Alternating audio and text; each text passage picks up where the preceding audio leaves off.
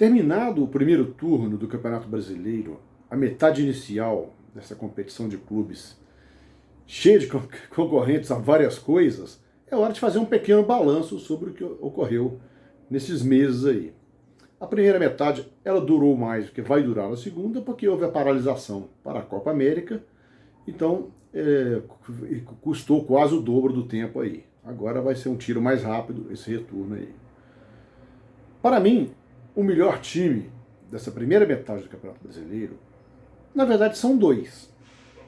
O Santos, por grande parte do turno, pelo que o Santos tinha de cotação no início da competição.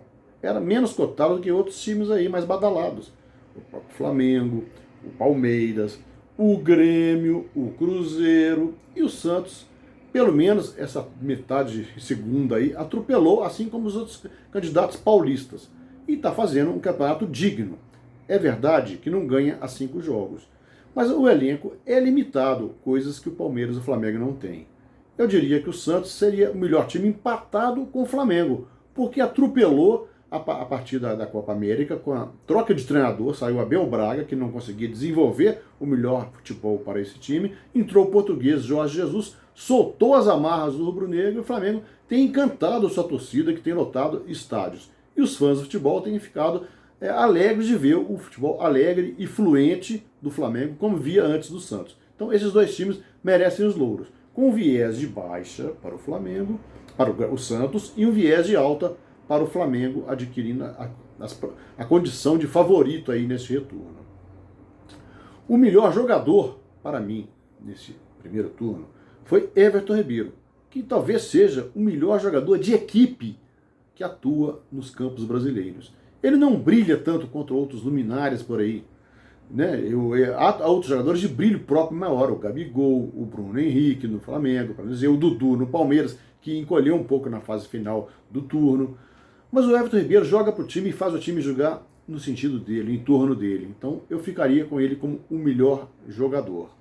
O melhor treinador, eu acho que dois seriam os candidatos naturais aí, o Jorge Sampaoli, mas o Jorge Sampaoli já vinha treinando esse Santos desde o início do ano. Ele teve o início, uma pré-temporada, teve a fase inicial, teve o Campeonato Paulista para treinar esse time. O Jorge Jesus chegou com o caldeirão da Gávea fervendo, assumiu o Flamengo, estava meio desacreditado por causa da presença do Abel, que não conseguia conduzir um bom trabalho, e ele mudou da água para o vinho. É verdade que ele recebeu reforços de peso, 4 jogadores chegaram e entraram logo no time, mas ele soube aproveitá-los bem e o time tem encantado. Então eu ficaria com o português Jorge Jesus, para desgosto de alguns coleguinhas brasileiros que têm desdenhado dele.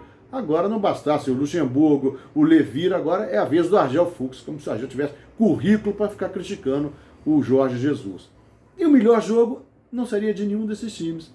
Seria um jogo entre Fluminense e Grêmio, logo no começo do campeonato. Grêmio e Fluminense, na verdade. O jogo foi em Porto Alegre, o Grêmio fez 3-0 no primeiro tempo, o Fluminense chegou a uma incrível virada no segundo, e o jogo terminou 5-4 para o Tricolor. Só que o Tricolor terminou o turno na mesma pontuação da zona de rebaixamento, saindo dela por ter uma vitória a mais do que o Cruzeiro. Quanto ao time mineiro, cabe a ele, sem dúvida nenhuma, a condição de maior decepção dessa metade inicial do campeonato. Um time que não figura ali por acaso na zona do rebaixamento, o clube está em crise, com seus dirigentes desacreditados, cobrados pela torcida, reportagens muito interessantes do Fantástico provaram que seus dirigentes estavam metendo a mão em dinheiro que é do clube, que é da agremiação, fazendo N irregularidades à frente do Cruzeiro. E não é à toa que o fora do campo invadiu o campo, liquidou com o trabalho do Mano Menezes, fez o Mano desistir e colher de prêmio um Palmeiras com um elenco muito mais qualificado. Então o Cruzeiro é a grande decepção, mas não é a única decepção. O São Paulo e o Corinthians terminaram o turno decepcionando. O Atlético Mineiro, que ameaçou ser uma surpresa positiva, terminou decepcionando, vem com 5 derrotas consecutivas. Já ao contrário do Grêmio, que era a decepção inicial e terminou muito bem a reta final do turno em viés de subida, assim como seu conterrâneo Internacional. Os gaúchos estão prometendo frutos maiores aí nesse retorno aí. Esse foi um balanço da primeira metade do Campeonato Brasileiro, que tem o Flamengo desgarrado um pouco na ponta, mas nem tanto assim que lhe permita achar que já é campeão.